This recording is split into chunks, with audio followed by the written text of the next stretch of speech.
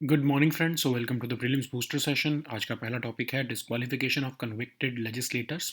Polity के लिए topic important है। सूरत के कोर्ट ने कांग्रेस लीडर राहुल गांधी को 2 साल की जेल जो है वो सुनाई है because of a defamation case जो उनके ऊपर 2019 में फाइल हुआ था।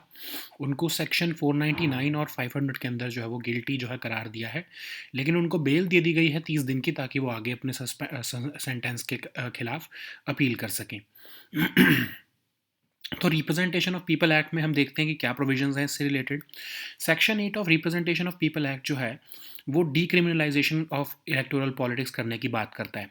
दो तरह के क्रिमिनल केसेस होते हैं जिससे कि डिस्क्वालिफिकेशन हो सकती है कन्विक्शन पे। पहली वो कैटेगरी है जिसमें कि डिस्क्वालिफिकेशन होती है for a period of 6 years. अगर कोई भी कन्विक्शन हो, चाहे कितने भी एज की आपकी जितने कितने भी टाइम की आपकी कन्विक्शन हो, आपको 6 साल की जो है वो डिस्क्वालिफिकेशन होती है।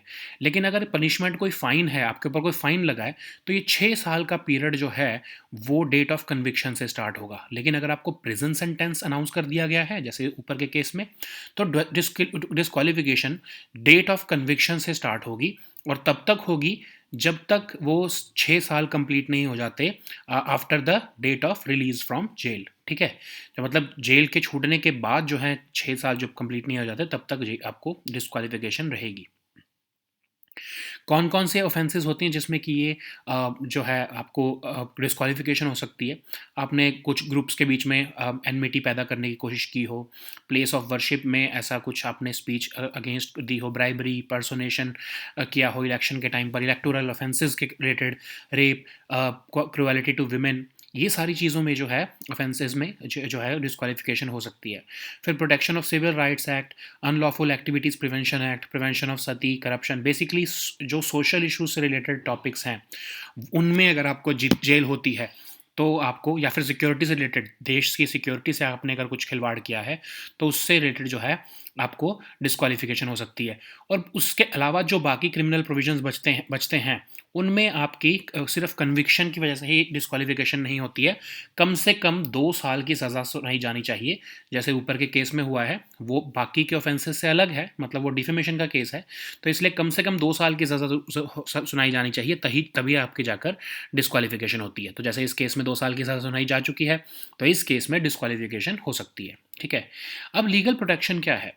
अब पहले क्या होता था, 2013 से पहले सेक्शन 8 सब सेक्शन 4 जो है रिप्रेजेंटेशन ऑफ पीपल एक्ट का क्या कहता था कि 3 महीने का टाइम देना चाहिए ताकि मेंबर ऑफ पार्लियामेंट या स्टेट लेजिस्लेटर जो हैं वो अपील कर सकें और उनको इमीडिएटली उनकी डिस्क्वालिफिकेशन नहीं होनी चाहिए। लेकिन lily Thomas versus union of India के केस में 2013 में सुप्रीम कोर्ट ने इस प्रोविजन को या इस क्लॉज को अनकॉन्स्टिट्यूशनल करार दिया और कहा कि जो लॉ मेकर्स हैं उनकी साथ के साथ ही जो है डिस्क्वालिफिकेशन हो जानी चाहिए।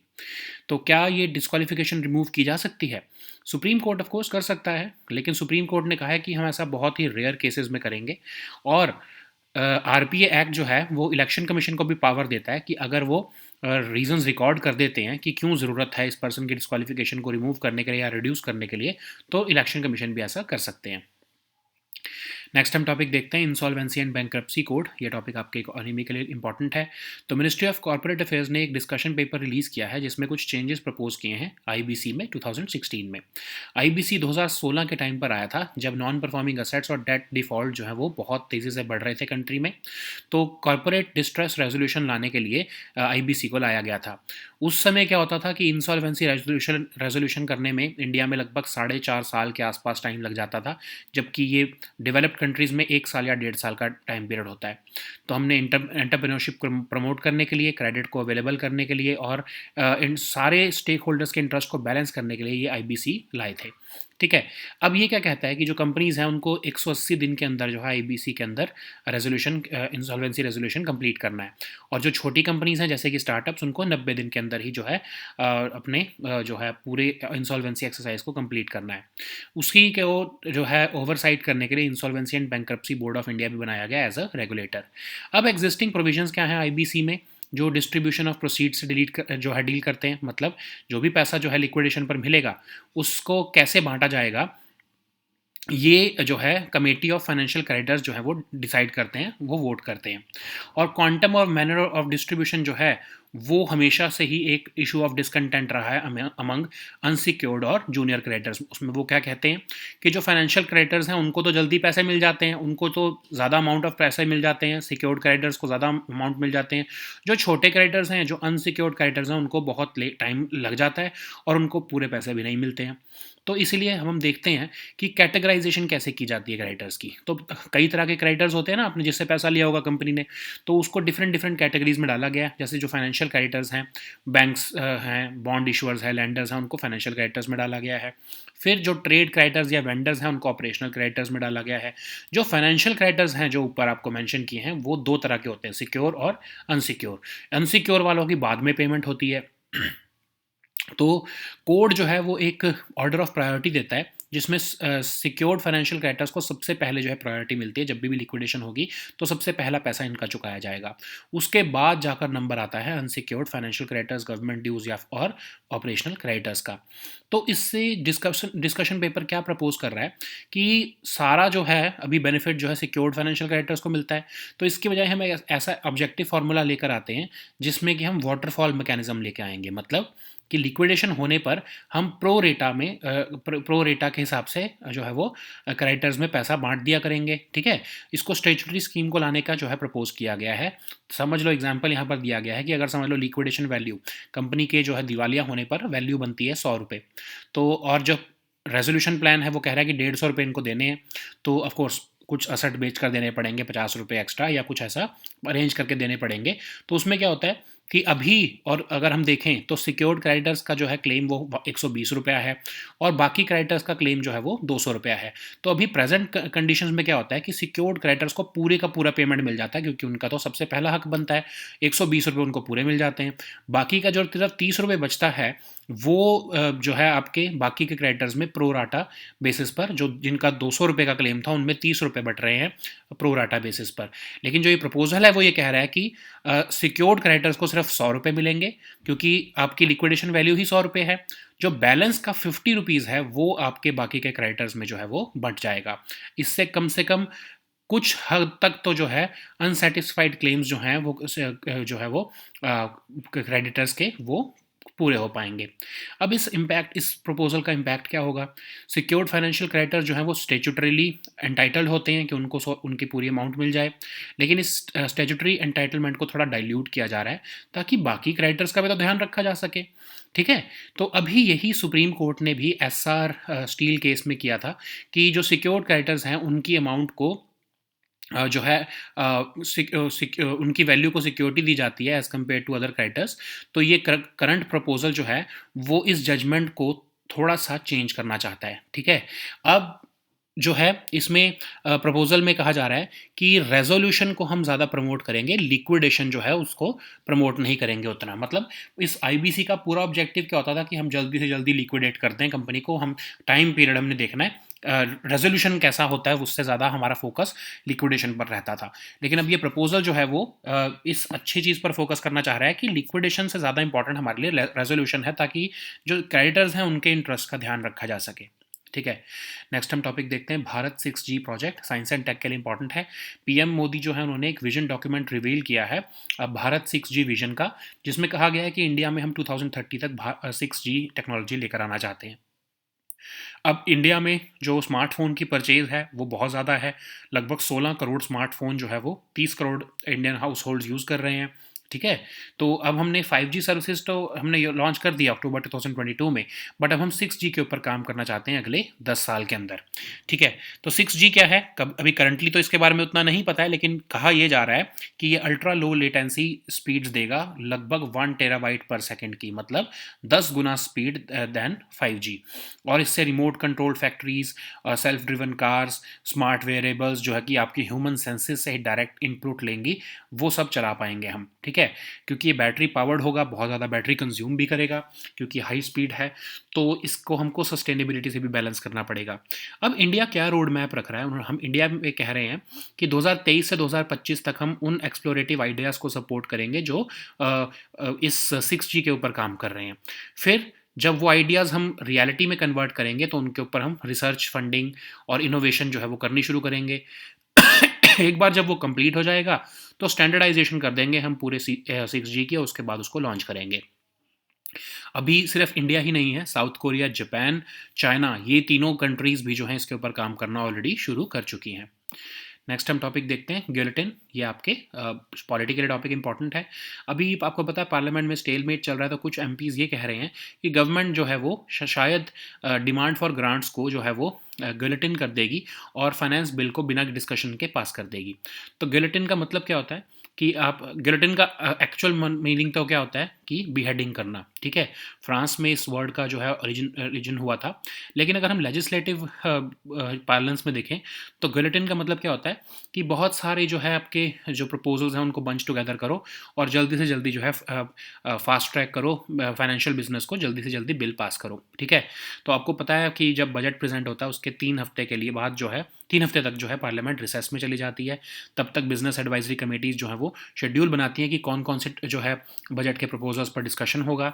फिर जब डिस्कशन कंप्लीट हो जाता है तो स्पीकर जो है वो गिलोटिन कर देते हैं और बाकी की जो डिमांड्स हैं उनको सीधा ही जो है वो वोट के ऊपर डाल देते हैं बिना डिस्कशन के, ठीक है। नेक्स्ट हम टॉपिक देखते हैं, पीएमएफएमई स्कीम, इकोनॉमी के लिए टॉपिक इंपॉर्टेंट है। मिनिस्ट्री ऑफ फूड प्रोसेसिंग ने कहा है कि पीएमएफएमई स्कीम के अंदर उनको लगभग 1 लाख से ज़्यादा एप्लीकेशंस अभी तक मिल चुके हैं। पीएमएफएमई स्कीम क्या है? एक सेंट्रली स्पॉन्सर्ड स्कीम है, 2020 में लॉन्च की गई थी। Ministry of food processing industries इसकी नोडल मिनिस्ट्री है।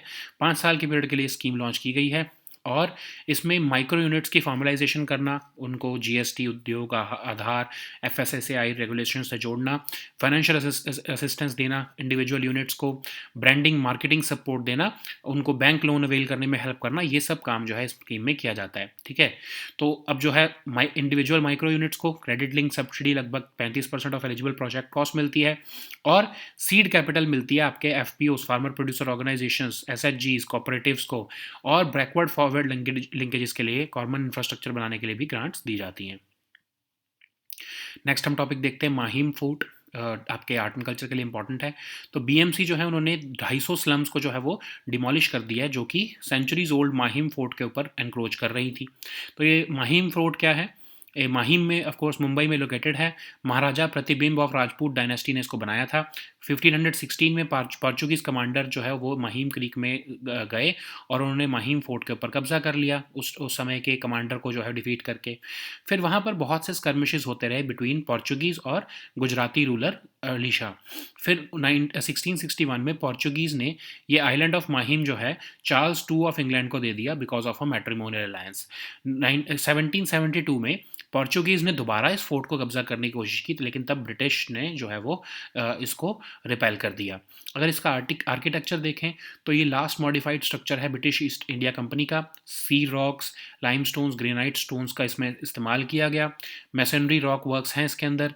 वॉल्स जो है वो बहुत हाई बिल्ड की गई हैं, थिक हैं, और ये स्क्वायर और रेक्टेंगुलर शेप में बनाया गया है। नेक्स्ट हम टॉपिक देखते हैं, अगेन आर्ट एंड कल्चर के लिए, शारदा पीठ। तो यूनियन होम मिनिस्टर ने कहा है कि गवर्नमेंट जो है करतारपुर कॉरिडोर की तरह ही शारदा पीठ के ऊपर भी जो है वो काम करना शुरू करेगी, ताकि जो पीओके में ये जो है टेम्पल सिचुएटेड है इसको भी टूरिस्ट जो है या पिलग्रिम्स जो है वहाँ पर विजिट कर सकें। शारदा पीठ एक अबैंडन्ड हिंदू टेम्पल है, एक सेंटर ऑफ लर्निंग भी है। माउंट हरमुख वैली में ये पड़ता है, नीलम रिवर के पास, जो पीओके की टेरिटरी है आज़ाद कश्मीर की, जो पाकिस्तान जिसको आज़ाद कश्मीर कहता है, उस टेरिटरी में ये शारदा पीठ पड़ता है। और यहाँ पर पनिनी और हेमचंद्र जैसे जो हैं राइटर्स ने यहाँ पर अपनी राइटिंग्स कंप्लीट की संस्कृत ग्रामर की, और काल्हन, आदिशंकर और वैरोत्सना जैसे जो हैं स्कॉलर्स को इस टेम्पल ने होस्ट किया है। वन ऑफ द 18 महाशक्ति पीठ हैं जहाँ पर जो है आप कहते हैं कि जो है हिंदू डेटी सती जो थे उनकी बॉडी पार्ट्स जो हैं वो फॉल हुए थे।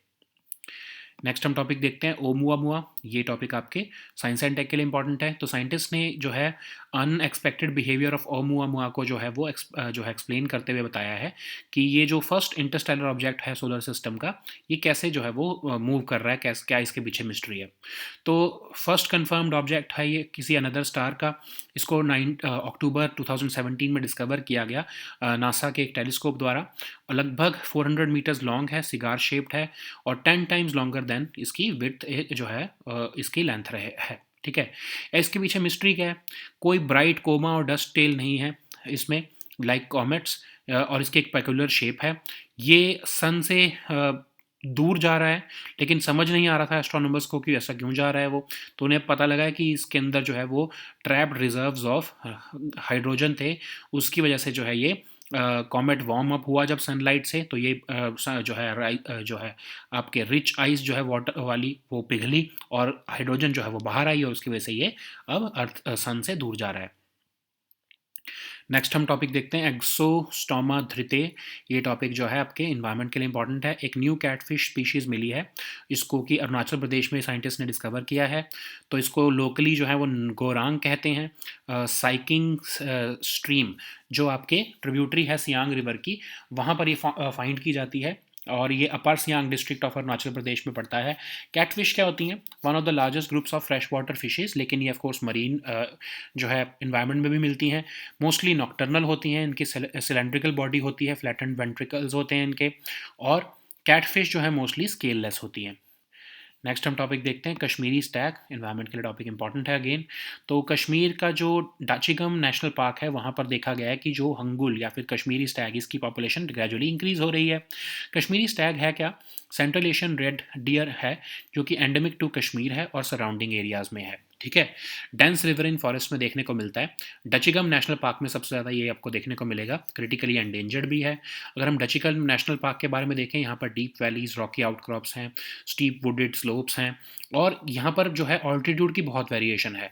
1600 मीटर का ऑल्टीट्यूड भी देखने को मिल जाएगा आपको, और 4200 मीटर का भी आपको ऑल्टीट्यूड यहाँ पर देखने को मिल जाएगा। कुछ species of flora and fauna यहाँ पर मेंशन की गई हैं, जिसको आप पढ़ सकते हो। ठीक है, so now let us see all these topics in English. So the first topic is disqualification of convicted legislators. So this topic is important for your polity section. A Surat court has recently sentenced Congress leader Rahul Gandhi to 2 years in jail over his remarks, which have led to defamation case against him over the surname Modi, and the Chief Judicial Magistrate has held him guilty under IPC sections 499 and 500, but he has also been granted bail, and the sentence has been suspended for 30 days so that he can file an appeal in the higher court. So, what are the legal provisions which deal with this disqualification under the Representation of People's Act of 1951? So section 8 is meant for it, for decriminalization of electoral politics. So there are two categories of criminal cases which can attract disqualification upon conviction. First category of offenses are those which can entail disqualification for a period of 6 years upon any conviction. If the punishment is a fine, then of course 6-year period will run from the date of conviction. But if there is a prison sentence in any of these cases mentioned here, then the disqualification will begin on the date of conviction, and it will continue up to the completion of 6 years. That will start after the date of release from jail. So that would be a very long period of disqualification. And what are the offenses which are covered in these two categories of disqualifications? So basically, making speeches that can cause enmity between groups in places of worship, bribery, personation, in any electoral offenses, any social offenses like Protection of Civil Rights Act, Customs Act, UAPA, security related acts, Prevention of Sati, Corruption, Terrorism Act, Insult to National Flag and National Anthem, etc. In these cases, these two category of disqualifications would apply. But for any other criminal case, like in the case of Rahul Gandhi, where the case involves defamation, then the mere conviction will not entail disqualification. The conviction should be at least, or the sentence should be at least 2 years in prison, which of course will happen in this case. That's why Rahul Gandhi's disqualification can happen. So, what are the legal protections? So, before 2013, when Lily Thomas versus Union of India case was not there, so Section 8, Clause 4 of the RPA said that this disqualification will not take effect for 3 months and will only happen after 3 months, so that the legislators would get time to appeal in the higher courts. But in Lily Thomas versus Union of India case, the Supreme Court said that it is unconstitutional. This clause should be struck down, and this protection which was enjoyed by the lawmakers was withdrawn or removed. So can this disqualification be removed? Yes, Supreme Court has the power to do that, and but Supreme Court has said that they would be using this power in a very rare manner. Also, RPA Act provides a remedy to the election commissioner. So EC may record in writing the reasons for the either the removal or the reduction of this period of disqualification. And this under Section 11 of this act, the EC is also empowered to do that. So the next topic is Insolvency and Bankruptcy Code. This topic is important for our economy section. Ministry of Corporate Affairs has recently released a discussion paper which has proposed several changes to the IBC 2016. So in 2016, when the non-performing assets and debt defaults were piling up, the government introduced this IBC code, and it meant to overhaul the corporate distress resolution. Initially, before this IBC was there, it took almost 4.3 years on an average for insolvency resolution of any company. So the code was introduced to promote entrepreneurship, availability of credit, and balance the interest of all stakeholders. So now the companies have to complete the entire insolvency proceedings within 180 days from under the IBC. For smaller companies, including startups which have an annual turnover of less than 1 crore rupees, this exercise must be completed within 90 days.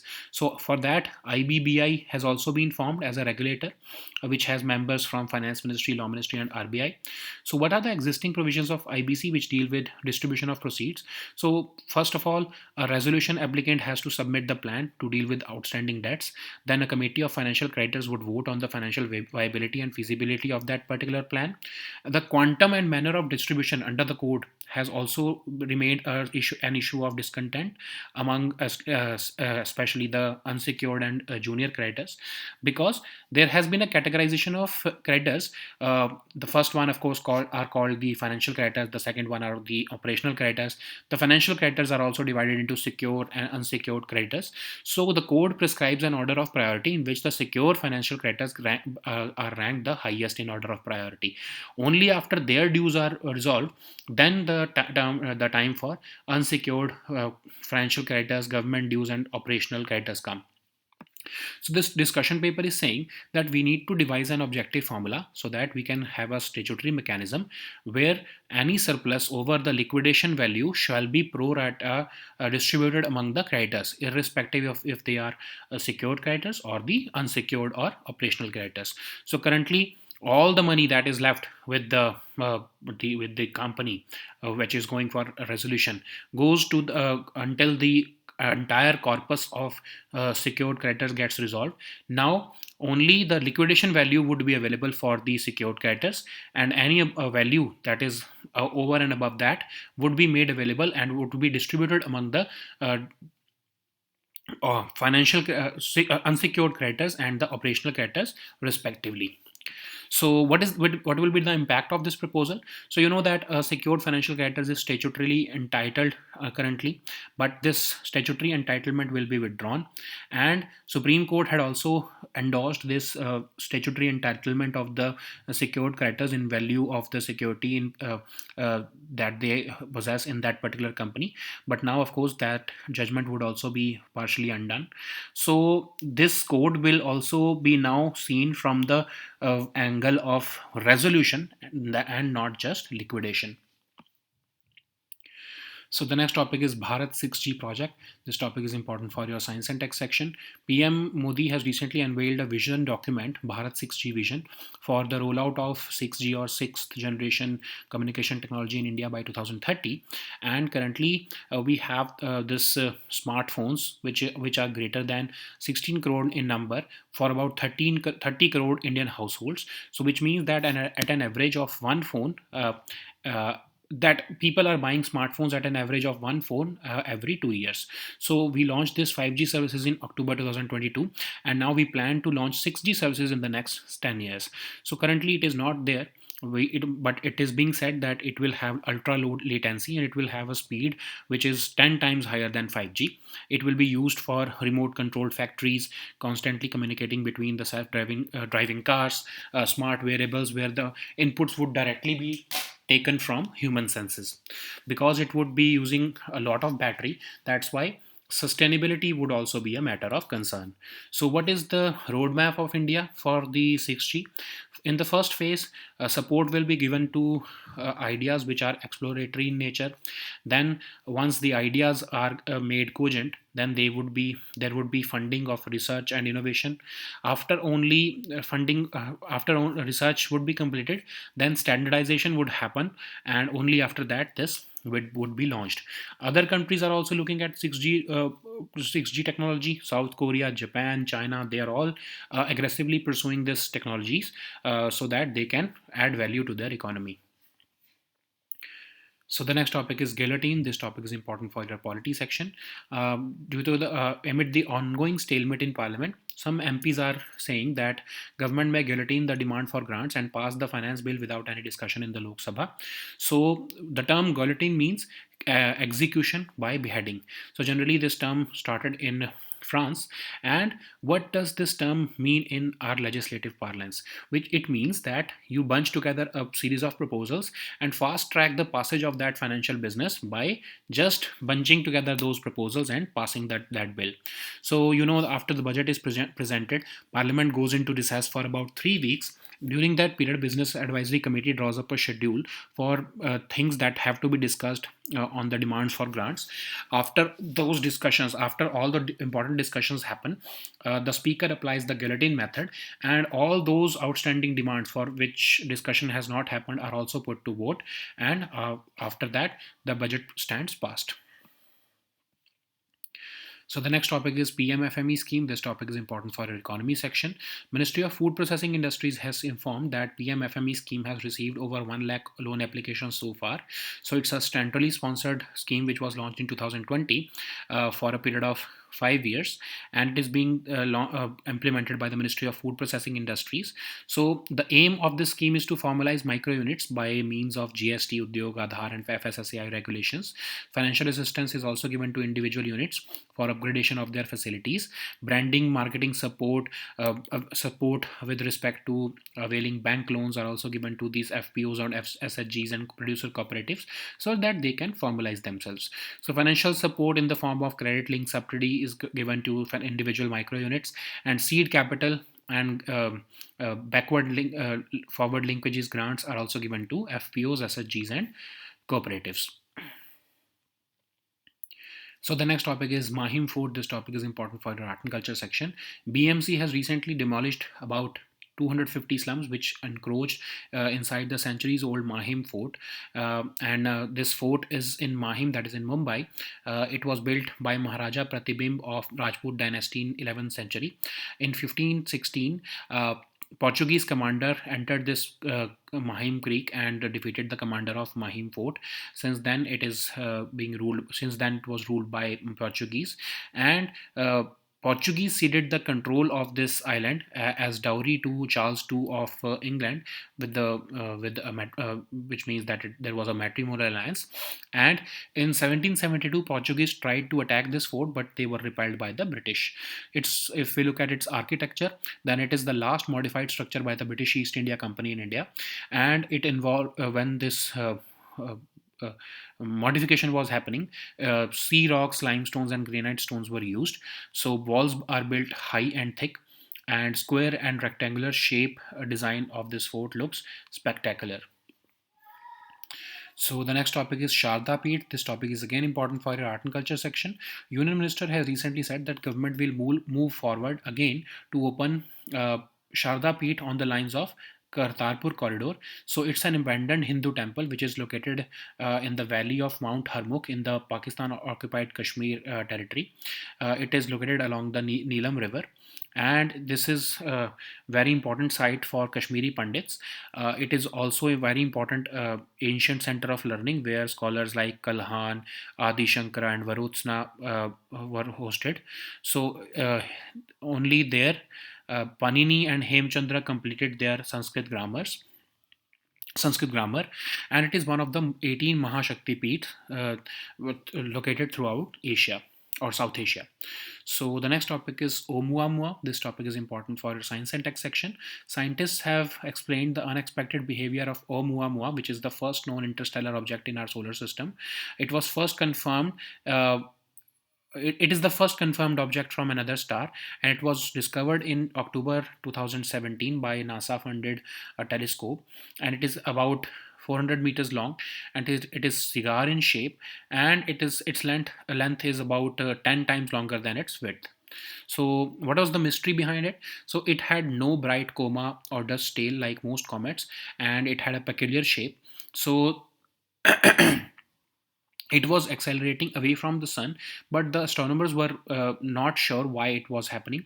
So they found out that when this object was passing near the sun, the water rich ice and on near this comet melted, and the hydrogen reserves which were trapped inside it emerged out or released, which is why it is moving away from the sun now. So the next topic is Exostoma dhriti. This topic is important for your environment section.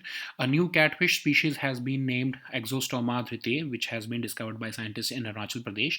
It is locally known as Gorang by local tribals. It has been found in Sikking stream, which is a tributary of Siang River of Upper Siang district of Arunachal Pradesh. So what are these catfish? So they represent one of the largest groups of freshwater fishes, and most of the catfish are found in freshwater, but there are many who are marine in nature also. They are nocturnal. They have a cylindrical body with flattened ventricles, and they are scaleless fishes. Okay, so the next topic is Kashmiri stag. This topic is again important for your environment section.